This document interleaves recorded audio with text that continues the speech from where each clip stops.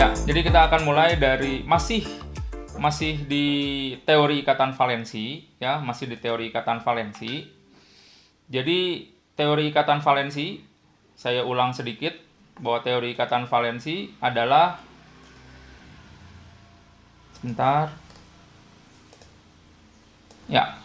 Jadi teori ikatan valensi, kita masih di teori ikatan valensi, teori modern. Ya, teori modern pertama yang kita bahas, teori modern tentang senyawa kompleks yang pertama kali kita bahas, ya. Kenapa teori ikatan valensi disebut sebagai teori modern? Karena teori ikatan valensi ini munculnya setelah ditemukan elektron. Jadi teori-teori yang berkembang sebelum ditemukan elektron itu disebut sebagai teori klasik. Sedangkan teori-teori yang berkembang setelah ditemukannya elektron itu disebut sebagai teori modern, ya. Elektron itu ditemukan oleh J.J. Thomson 1896 dengan percobaannya yang sangat terkenal, yaitu tabung sinar katoda, ya, dan mendapatkan hadiah Nobel di 1905 rasanya kalau tidak salah, ya. Nah, jadi teori ikatan valensi ini muncul setelah ditemukannya elektron. Nah, pertanyaannya kenapa elektron? Karena elektron adalah partikel dasar atom yang bertanggung jawab pada pembentukan ikatan. Ya, saya ulangi bahwa elektron adalah partikel dasar atom yang bertanggung jawab pada pembentukan ikatan. Ya, pada pembentukan ikatan. Nah, kalau kalian masih ingat juga ada teori, ada ikatan kovalen, ada ikatan ionik, dan itu adalah yang bertanggung jawab pada interaksi antara atom A dan atom B, antara dua buah atom itu adalah elektron. Baik dengan mekanisme serah terima elektron, nantinya yang menyerahkan jadi ion positif, yang menerima jadi ion negatif, nantinya terbentuk ikatan ionik. Ada juga yang menggunakan pasangan elektron secara bersama, yaitu menjadi ikatan kovalen.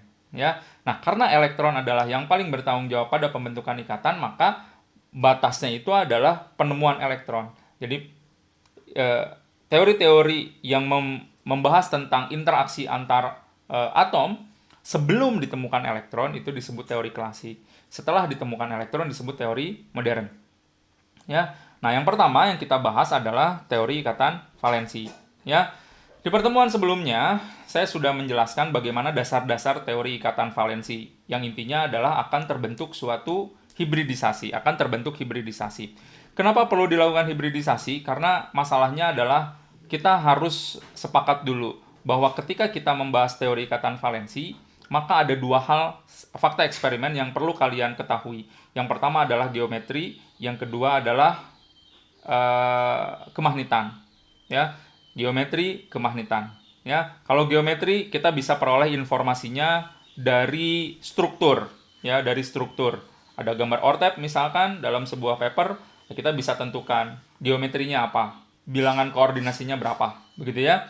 Nah, kalau misalkan kemagnetan, maka kita harus cek juga data kemagnetannya, ya. Kemagnetan nanti saya akan jelaskan pada bagian akhir bahwa kemagnetan itu nantinya kita bisa tentukan dengan satu metode yang namanya metode Gouy.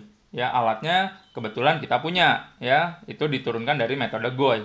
Ya, jadi nanti kita lihat kemagnetannya itu apakah dia paramagnetik, apakah dia magnetik. Kalau dia magnetik maka berapa elektron, kalau paramagnetik berapa elektron tak berpasangan dan seterusnya. Ya, nah, jadi intinya adalah fakta eksperimen kita perlu dua, ya. Geometri, satu lagi adalah kemagnetan. Ya, dua ini bisa jadi keduanya ada dalam paper. Bisa jadi cuma salah satu. Kalau cuma salah satu, terutama geometri misalkan yang ada tidak ada kemagnetan, maka kita bisa menerka begitu ya, bisa memberikan kemungkinan kalau yang ini begini, kalau yang ini begini. Kemarin ada yang tanya juga ke saya, Pak, ini ligannya ligan kuat atau ligan lemah katanya, karena berbeda kan ligan kuat, ligan lemah, gitu kan ya. Saya tanya, ada nggak keterangan? Saya jawab, ada nggak keterangan kemagnetan? Karena kalau ada kemagnetan bisa kita prediksi ligannya menjadi ligan kuat atau ligan lemah. Ya, nah saya mengulang dari sini ya, bahwa ketika proses hibridisasi ada proses yang melibatkan eksitasi elektron, ada proses yang tanpa melibatkan eksitasi elektron, gitu ya. Ya. Nah, jadi electron pairing or not depend on the fact of the experiment, that is magnetism and geometry of the complex. Jadi pemasangan elektron jadi elektron itu dipasangkan atau tidak dipasangkan, artinya dieksitasi atau tidak, begitu ya. Itu tergantung dari fakta eksperimen yang ada.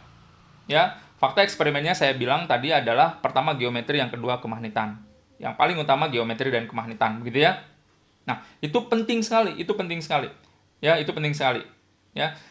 Karena nanti akan kita bisa memprediksi kalau misalkan dia geometrinya misalkan oktahedral. Kalau oktahedral kita sudah tahu kemarin, kalau oktahedral maka hibridisasinya adalah sp3d2 atau d2sp3. Maka kita akan mencoba membuat hibridisasi yang seperti itu. Apakah D2sp3 atau sp3d2? Kapan jadi D2sp3? Kapan jadi sp3d2? Maka tergantung dari kemagnetan. Gitu ya, tergantung dari kemagnetan. Kemagnetan itu menentukan loh, apakah dia nanti orbital dalam atau orbital luar. Ya, apakah dia high spin atau low spin, itu menentukan. Kalau geometri gampang sekali, karena kita tinggal melihat dari strukturnya. Oh, strukturnya adalah tetrahedral. Oh, sp3. Maka kita buat hibridisasi dari atom pusatnya sp3. Ya, sp3. Gitu. Ya. Oke. Sekarang ke kemagnetan sedikit saja kemagnetan. Kemagnetan ada paramagnetik, ada diamagnetik, gitu ya. Paramagnetik artinya ada elektron tak berpasangan. Kalau diamagnetik artinya adalah semua elektronnya berpasangan. Oh, elektron in pair. Ya. Atau subkulit D-nya terisi penuh oleh elektron. Terisi penuh oleh elektron artinya semua elektronnya berpasangan. Ya. Nah, kita akan lihat contoh-contoh, beberapa contoh di mana bisa jadi kalau tidak difahami dengan benar, itu menjadi keanehan begitu ya, jadi keanehan. Oke, contohnya nih, lihat yang pertama.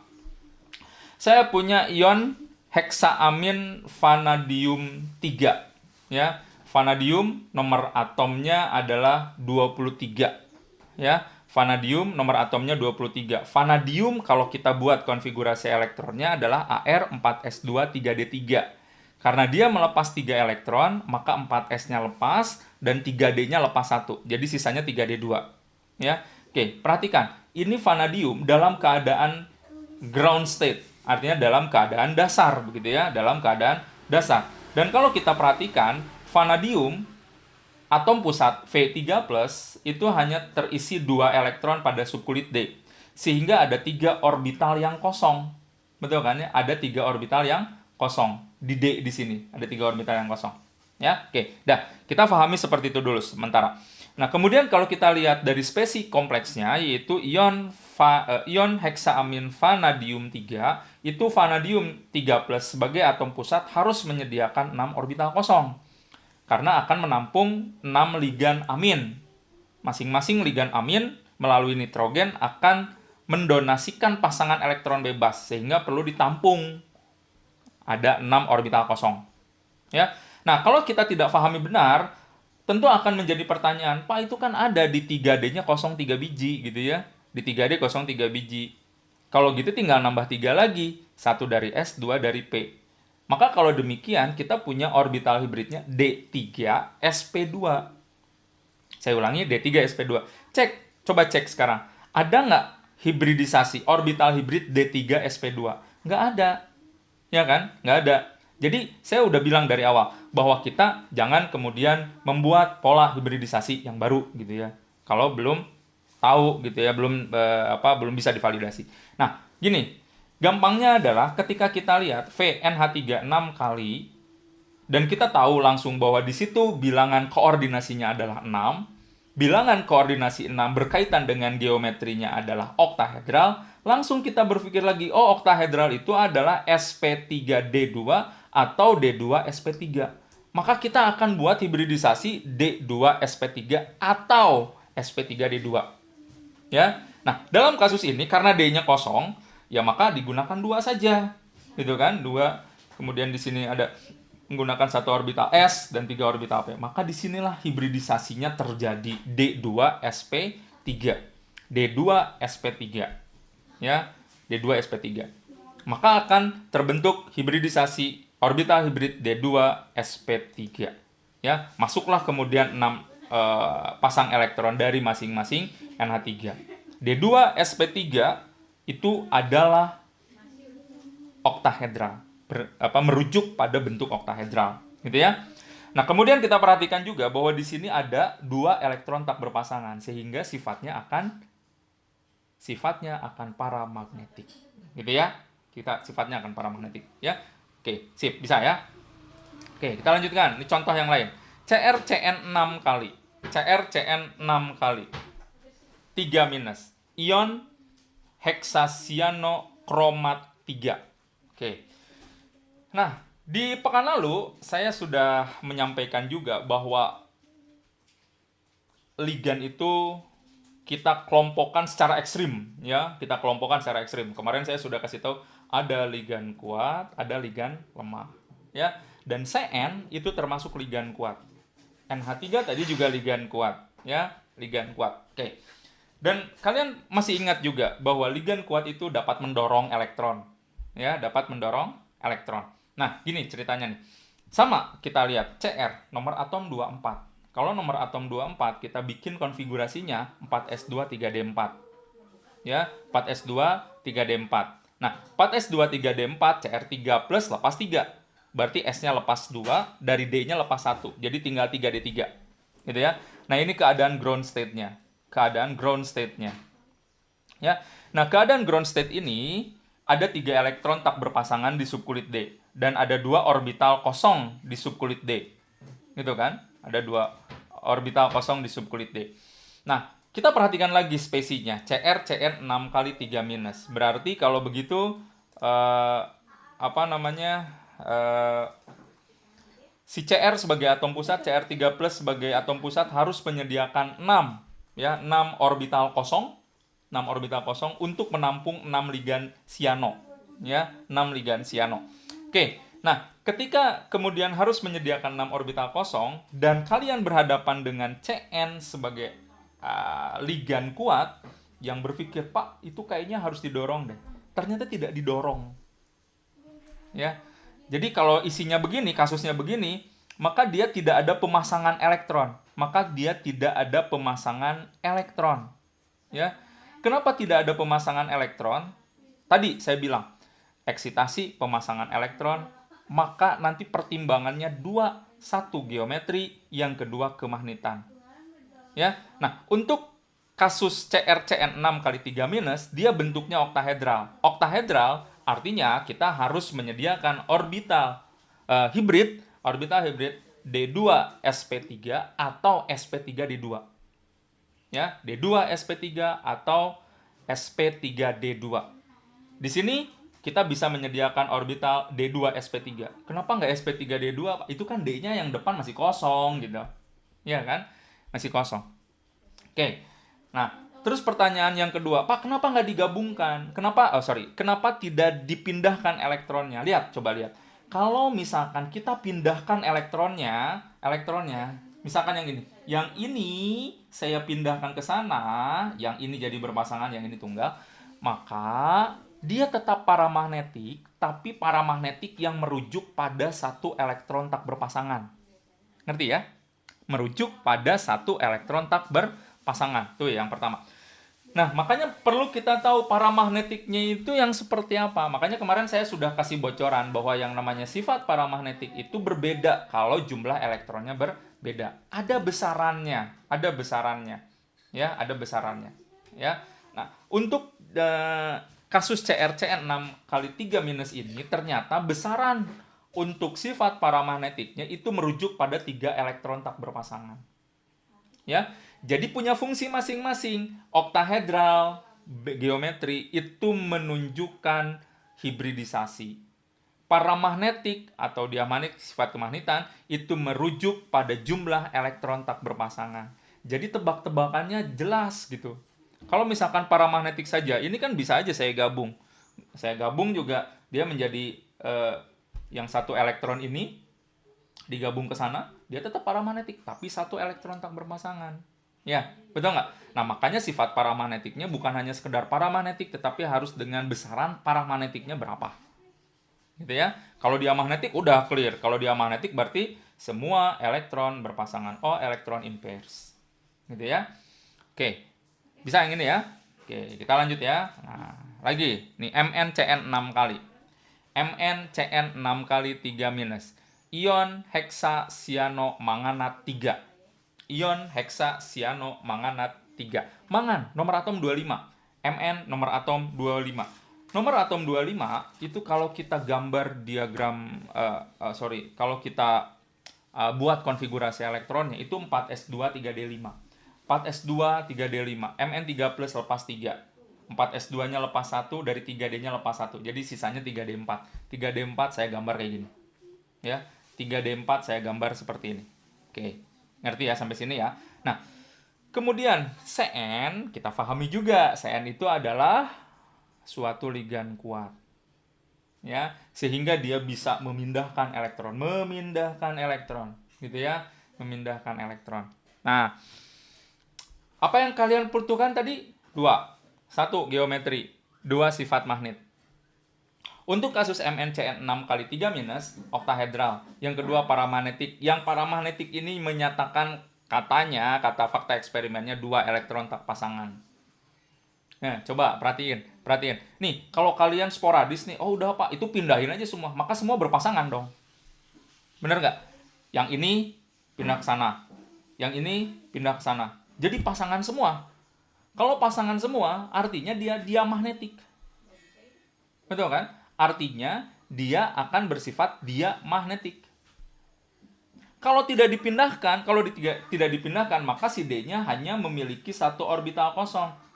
Berarti kan harus 6. 1, 2, 3, 4, 5. Kurang dari 4D aja. Jadi D, S3, D, S, P3, D. Nggak ada. D-nya 1, S-nya 1, P-nya 3, dari D situ. D, S, P3, D. Tidak ada orbital hibridnya seperti itu. Ya. Nah, karena si Cn itu masuk ke dalam kelompok ligan kuat, maka dia hanya memindahkan satu elektron ini ke sana. Ya, hanya memindahkan satu elektron ini ke sana sehingga menyisakan 2 elektron tak berpasangan. Ya, menyisakan 2 elektron tak berpasangan. Menyisakan 2 elektron tak berpasangan artinya dia bersifat paramagnetik. Maka ada 2 orbital kosong sekarang di D. 2 orbital kosong di D dipakai untuk hibridisasi, ditambah dengan 1s dan 3p. Jadi kita punya D2sp3. Tuh. Bisa ya? Bisa. Oke, lagi. Nih, COCN 6 kali. COCN 6 kali. Kobalt nomor atom 27. Kobalt nomor atom 27. Kalau saya buat konfigurasi elektron 4s2 3d7. 4s2 3d7. CO3 plus 4S-nya lepas 2 biji dan dari D-nya lepas 1. Jadi asalnya D7 tinggal D6. Kalau D6 saya gambar gini. CO3 plus ground state, ini 3D6. Ya, 3D6. Nah, kemudian ini kerja lagi dengan CN. CN-nya 6 biji. Oh, dia bilangan koordinasinya 6. Bentuknya oktahedral, betul, bentuk oktahedral. Kalau oktahedral berarti D2sp3 atau sp3d2 gitu. Ya. Kemudian cek lagi sifat magnetnya. Ternyata untuk kasus COCN 6 kali 3 minus ini sifatnya diamagnetik. Diamagnetik artinya semua elektron yang ada pada spesies tersebut itu berpasangan. Ya, berpasangan. Maka kita akan mengeksitasi 2 elektron 1, 2 dipindahkan ke sini sehingga dia menjadi berpasangan. Setelah berpasangan, maka ada 2 orbital kosong di subkulit D gabung dengan 1 orbital di S gabung dengan 3 orbital di P. Maka terbentuk orbital hibrid D2sp3. D2sp3 oktahedral. Tuh. Gitu. Ya. Oke, bisa dipahami ya. Jadi pemasangan elektron, eksitasi dan pemasangan elektron itu nggak sembarangan. Ada aturan mainnya. Dan harus sesuai dengan fakta eksperimen. Sekali lagi, harus sesuai dengan fakta eksperimen. Makanya kemarin saya pernah memberikan satu tabel, kalau bentuknya linier, SP. Kalau bentuknya segitiga datar, SP2. Dan seterusnya, sampai oktahedral, bisa SP3D2, bisa D2SP3. Itu kalian harus hafal semua. Ya, sehingga ketika disodori satu kompleks dengan bentuk misalkan square planar, square planar hibridisasinya gini. Ya, hibridisasi seperti ini. Ya, jadi bisa gitu. Ya, jadi tidak bikin pola hibridisasi yang baru. Ya, tidak membuat pola hibridisasi yang baru. Oke. Sip ya. Oke, sekarang saya lanjutkan. Nah, yang jadi problem adalah begini. Nih, saya punya atom pusat. Ya, ini saya punya atom pusat, kemudian datang ligan kan? Datang ligan. Ya. Datang ligan. Misalkan saya punya kompleks oktahedral. Ya, kompleks oktahedral. Datang ligan 6 biji. Katakan ligannya monodentat. Ya, saya punya atom pusat. Atom pusatnya misalnya Fe3+ misalkan, ya, atau boleh yang lain lah, ya. Misalkan Fe3+. Kemudian datanglah ligan monodentat 6 biji, ya, dari arah-arah sumbu kartesian, positif X, positif Y, positif Z, Z, dari arah sumbu kartesian datang. Karena kita bicara adalah ikatan kovalen koordinasi, maka si ligan itu membawa pasangan elektron bebas. Betul kan? Membawa pasangan elektron bebas. Ya, 6 ligan membawa, masing-masing ligan membawa sepasang elektron bebas. Maka kalau datang 6 ligan, maka si atom pusat itu dibanjiri oleh 6 pasang elektron. Ya, 6 pasang elektron. Nah, ini menjadi problem. Ya, menjadi problem. Gini ceritanya. Suatu senyawa kompleks akan cenderung memiliki kestabilan yang lebih baik apabila memiliki muatan formal 0 atau negatifnya rendah. Jadi, muatan formal itu kan tergantung dari lingkungan elektron sekitar atom tersebut. Lingkungan elektron sekitar atom tersebut. Ya. Nah, ini menjadi problem adalah ketika si atom pusat yang muatannya positif, kemudian tiba-tiba dikerubungi oleh 6 pasang elektron bebas. Yang menjadi pasang elektron ikatan nantinya. Jadi dikelilingi 6 pasang elektron, dikelilingi 12 muatan negatif. Ya. Maka secara sederhana saja, kita tidak perlu hitung spesifiknya berapa, maka kalau misalkan demikian, seharusnya atom pusat menjadi bermuatan formal sangat negatif. Ya. Nah, saya pernah bercerita juga tuh waktu semester 3 kemarin, ketika membuat struktur Lewis, maka struktur Lewis itu perlu divalidasi dengan salah satu tools yang namanya adalah muatan formal. Pengennya adalah 0 atau muatannya dekat ke 0 muatan formalnya. Nah, sekarang kalau ceritanya begini, silahkan bisa dihitung saja, maka dia akan muatan formalnya negatif yang sangat besar. Sangat negatif. Ya, artinya ini makhluk kayaknya nggak jadi gitu, berdasarkan konsep muatan formal.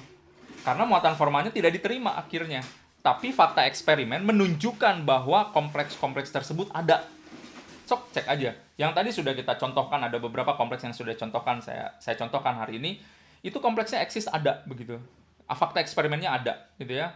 Fakta eksperimennya waktu itu kompleks yang sudah lama sekali ditemukan, ya.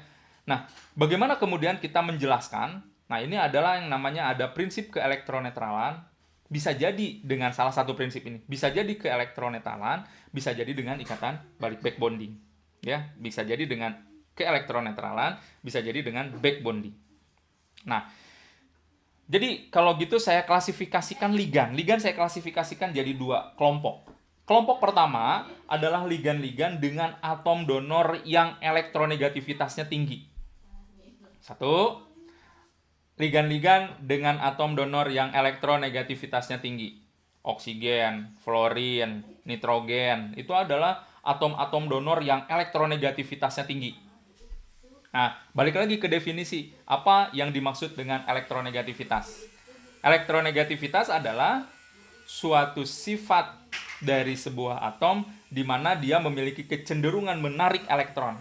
Ya, menarik elektron. Itu, ya.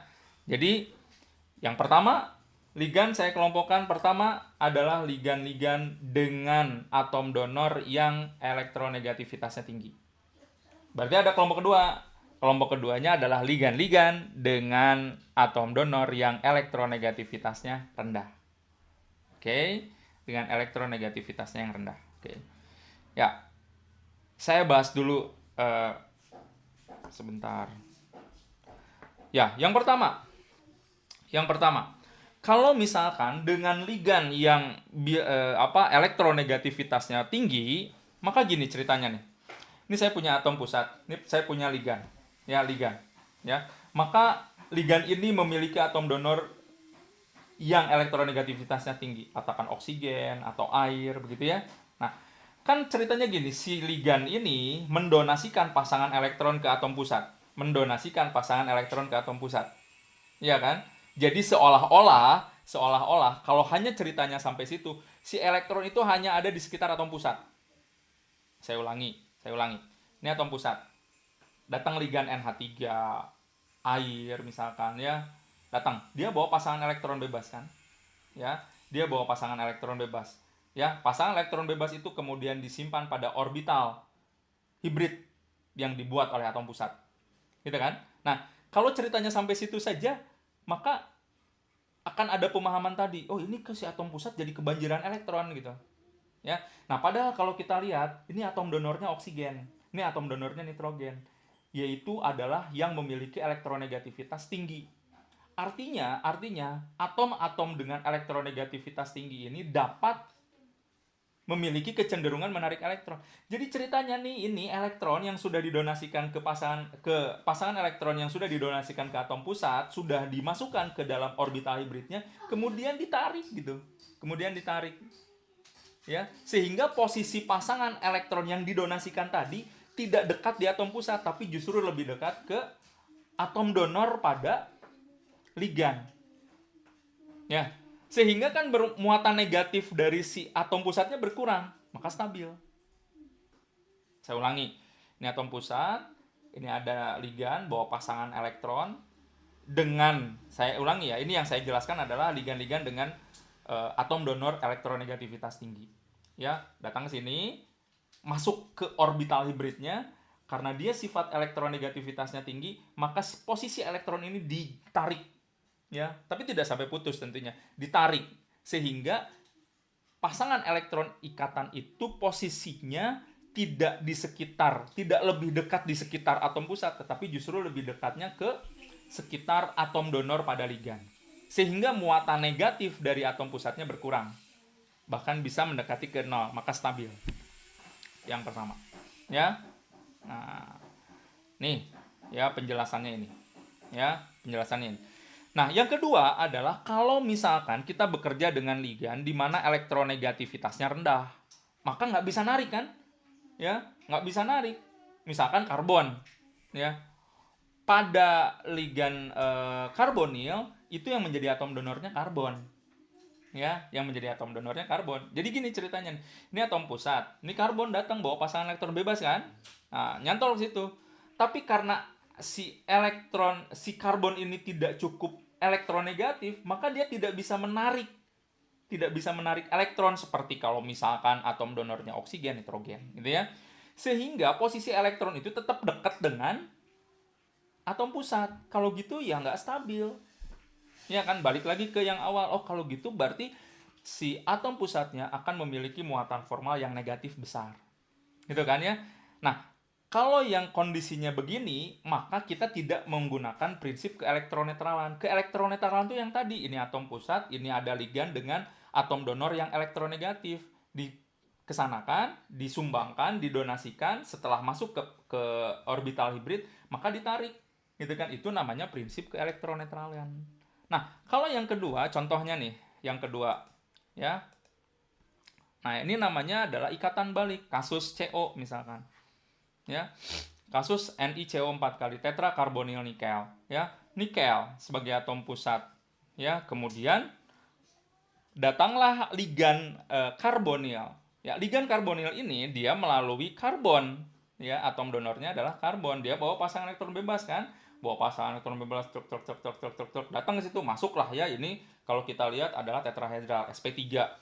Ya, si atom pusat nikelnya bikin sp3, maka masuk 1 2 3 4 gitu ya. Nah, ketika masuk, si karbon ini tidak cukup elektronegatif, sehingga dia tidak menarik gitu ya, tidak menarik elektron yang sudah nyantol di situ.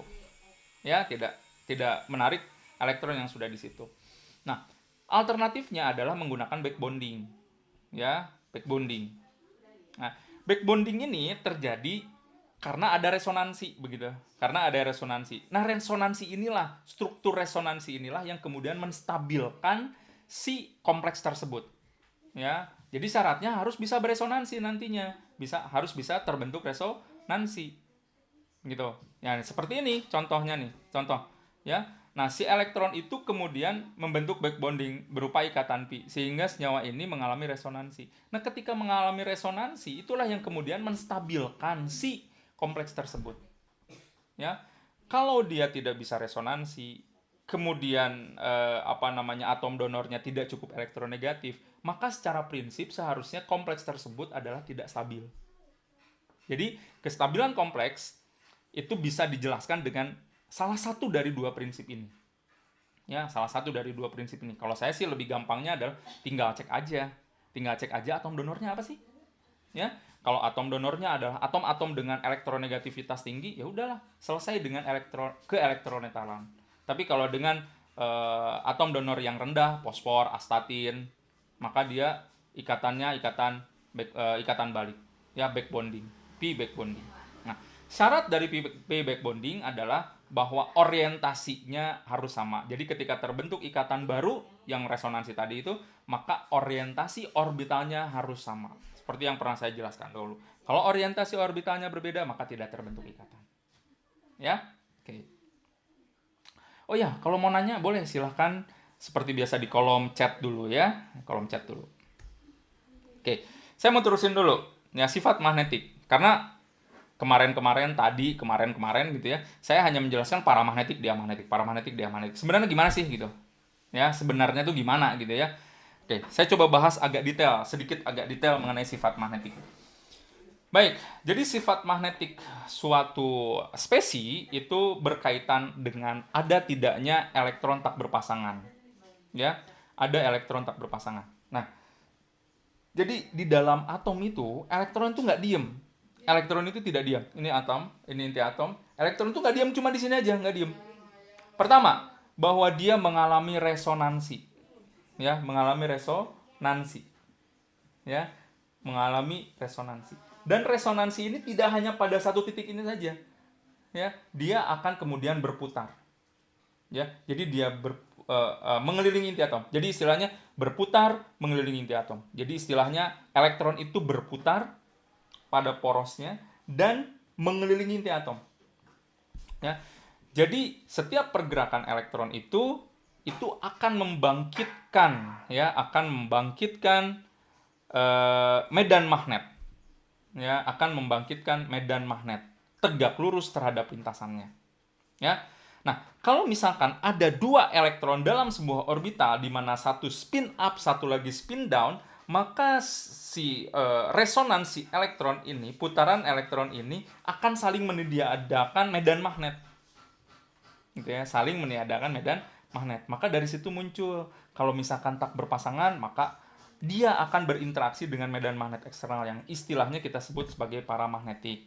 Ya, kalau ada elektron-elektron berpasangan, maka kita masukkan ke dalam kelompok diamagnetik gitu, ya. Oke. Nah, terutama ya yang menyebabkan sifat paramagnetik ini terutama loh. Saya bilang terutama itu adalah elektron-elektron di orbital D dan elektron-elektron di F. Kalau di SP gimana Pak? Di SP menyebabkan paramagnetik juga, tapi dia efeknya itu tidak sekuat kalau di D atau di F. Ya, tidak sekuat di D atau di F. Jadi intinya adalah bahwa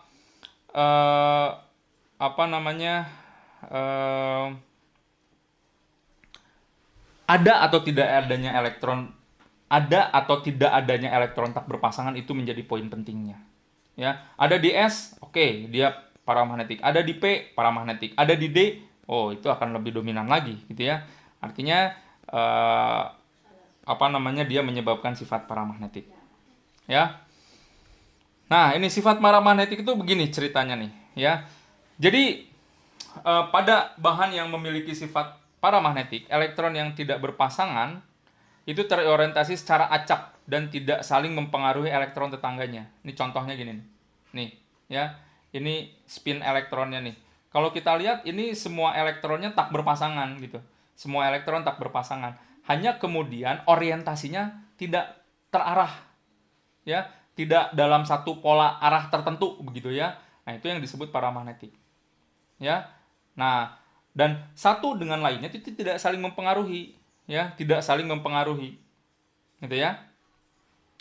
Nah, ketika ada medan magnet eksternal, maka orientasinya berubah. Yang ini orientasinya berubah menjadi satu orientasi tertentu, gitu. Kalau misalkan medan magnet itu kita hilangkan pengaruh medan magnetnya, maka dia balik lagi ke kondisi awalnya. Ya. Nah, ada juga satu bahan yang tidak kita apa-apain, tidak dipengaruhi oleh medan magnet eksternal, itu dia sudah kemudian orientasinya dalam satu arah tertentu. Nah, itu yang disebut sebagai ferromagnetik. Ya, itu yang disebut ferromagnetik. Ya. Oke. Diamagnetik itu justru tidak berinteraksi dengan medan magnet eksternal. Jadi kalau diamagnetik itu tidak berinteraksi dengan medan magnet eksternal. Pertanyaannya kenapa tidak berinteraksi dengan medan magnet eksternal? Adalah karena semua elektronnya telah berpasangan. Ya bagaimana mungkin mau mempengaruhi suatu bahan yang medan magnet eksternal itu akan mempengaruhi bahan tersebut sementara dia sudah berpasangan semua. Adanya elektron yang tidak berpasangan lah yang kemudian nantinya berinteraksi dengan medan magnet eksternal. Gitu ya. Nah, jadi kalau kita lihat misal saya punya satu spesi misalkan ya, satu spesi. Dia bersifat paramagnetik ya, Tapi sifat paramagnetik kalau kita lihat detail dalam diagram orbitalnya itu ada elektron-elektron tak berpasangan, dan ada elektron-elektron tak berpasangan. Nah, elektron yang berpasangan itu menyebabkan sifat diamagnetik. Maka kalau kita mau hitung secara detail ya, ada faktor koreksi diamagnetik dalam setiap spesi yang paramagnetik. Tapi itu nanti mungkin kita bahas lain kali lah. Kita cuman sederhananya saja tinggal lihat aja, ada elektron tak berpasangan atau tidak. Ya. Nah, ini besarannya. Besarannya itu kita kenal dengan namanya magnetic susceptibility atau kerentanan magnet. Ya. Jadi ini adalah ukuran kuantitatif respon suatu material terhadap medan magnet eksternal. Ya, ukuran kuantitatifnya. Ya, kalau tadi kan kita cuma bicara ada atau tidak elektron tak berpasangan. Ya kan? Nah, ukuran kuantitatifnya itu ternyata berkaitan dengan jumlah elektron tak berpasangan. Saya ulangi, ukuran kuantitatif atau kerentanan magnet ini berhubungan dengan jumlah elektron tak berpasangan. Satu elektron tak berpasangan dengan dua elektron tak berpasangan sama-sama paramagnetik, tapi ukuran kuantitatifnya beda. Ya, ukuran kuantitatifnya berbeda. Ya, oke. Ininya cara menghitungnya. Ini cara menghitungnya begini. Kalian perhatikan nih yang bawah di sini nih. Ya. Nah, ini dengan asumsi. Nah, dengan asumsi saya bilang, dengan asumsi bahwa kerentanan magnet ini namanya momen magnet ya. Momen magnet efektif itu hanya dipengaruhi oleh jumlah elektron tak berpasangan. Saya ulangi, hanya dipengaruhi oleh jumlah elektron tak berpasangan dengan mengabaikan koreksi diamagnetik tadi saya bilang. Ada faktor koreksi diamagnetik. Koreksinya juga rendah sekali ya. Kalau kita abaikan faktor koreksi itu dan yang lainnya kita abaikan, kita hanya lihat berapa jumlah elektron tak berpasangan, maka kalian bisa menentukan berapakah nilai momen magnet efektifnya. Di mana N di sini adalah jumlah elektron tak berpasangan. Saya ulangi, N adalah jumlah elektron tak berpasangan. Ya. Nah, jadi pengukuran kerentanan magnet yang barusan kalian hitung itu secara kuantitatif, secara rumusnya kan begitu ya, itu didasarkan satu metode, namanya metode Gouy yang tadi saya mention di awal ya. Jadi simpelnya gini, metode Gouy ini ya, metode Gouy ini adalah perubahan massa yang ditimbulkan akibat suatu bahan berinteraksi dengan medan magnet eksternal. Jadi di sini ada medan magnetnya ya, ada medan magnetnya, kemudian ada sampel tube. Nah, kalau misalkan tidak ada medan magnet, maka sampel tube ini berada dalam satu sistem setimbang. Ini kayak neraca memang, ya, seperti neraca. Nah, ini pada satu sistem setimbang. Nah, ketika misalkan ada medan magnet eksternal, maka sampel ini ada polanya ada dua. Satu, ada yang ditarik. Kalau ditarik dia ke bawah sana, itu yang paramagnetik. Ya, yang paramagnetik. Yang kedua ada yang naik nanti jadi dia. Dalam tanda petik seperti ditolak gitu ya. Nah, itu adalah yang diamagnetik. Ya, diamagnetik. Nah, coba perhatikan. Ketika dia ditarik oleh medan magnet eksternal, maka sistem neraca ini menjadi tidak setimbang. Ya, maka sistem neraca ini menjadi tidak setimbang. Kalau tidak setimbang, maka untuk mencapai keadaan setimbang, saya harus menambah sejumlah massa di sini. Ya, sejumlah massa di sini. Nah, jumlah massa yang ditambahkan inilah yang kemudian nanti dikonversi menjadi kerentanan magnet dengan satu turunan rumus tertentu. Gitu ya. Maka nanti dikasih tandanya positif karena saya harus menambah sejumlah massa. Yang kedua, polanya adalah kalau misalkan dia diamagnetik. Diamagnetik artinya nanti sampel ini akan bergerak ke atas sehingga neraca di sini menjadi lebih berat gitu ya. Seolah-olah sistemnya menjadi lebih berat si neraca ini. Ya, maka saya akan kemudian mengurangi sejumlah massa di sini, supaya kemudian neraca ini mencapai dalam keadaan yang setimbang kembali, balance kembali. Nah, jumlah massa yang dikurangi itu menunjukkan bahwa dia bersifat diamagnetik. Kalau diamagnetik tidak ada besarannya, ya, dia tidak ada besarannya, hanya untuk menentukan saja apakah dia positif atau negatif. Negatif artinya dia diamagnetik. Artinya bahwa semua elektron yang terdapat pada spesies tersebut telah berpasangan semuanya. Itu ya. Nah, ini blok diagram alat yang kita punya, ya, Jadi alatnya cuma begini saja.